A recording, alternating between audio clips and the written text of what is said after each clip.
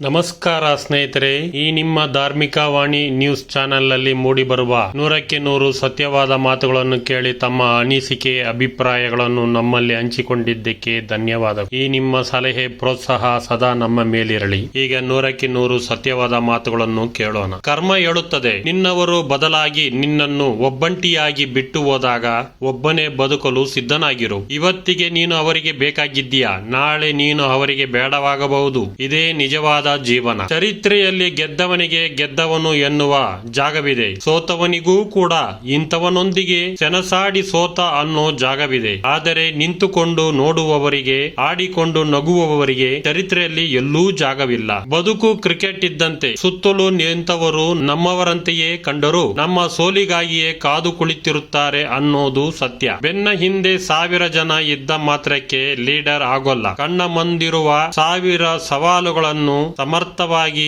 ಎದುರಿಸಬಲ್ಲವನು leader. ಕಷ್ಟವೂ ದೊಡ್ಡದಲ್ಲ, ಖುಷಿಯೂ ದೊಡ್ಡದಲ್ಲ, ಎಲ್ಲವನ್ನೂ ನಿಭಾಯಿಸುವ ಮನಸ್ಸು ದೊಡ್ಡದು. ನಂಬಿಕೆ ಇಲ್ಲದ ಕಡೆ ವಾದ ಮಾಡಬೇಡ, ತಪ್ಪು ಇಲ್ಲದ ಕಡೆ ತಲೆ ತಗ್ಗಿಸಬೇಡ, ಬೆಲೆ ಇಲ್ಲದ ಕಡೆ ಪ್ರೀತಿ ಬಯಸಬೇಡ. ದುಡ್ಡಿರಬೇಕು, ಇಲ್ಲ ಅಂದ್ರೆ ದುಡಿತವಿರಬೇಕು. ಎರಡೂ ಇಲ್ಲ ಅಂದ್ರೆ ಈ ಪ್ರಪಂಚದಲ್ಲಿ ಯಾರು ನಮಗೆ ಬೆಲೆ ಕೊಡಲ್ಲ. ಜೈ ಹಿಂದ್, ಜೈ ಕರ್ನಾಟಕ. ನಮಸ್ಕಾರಗಳು.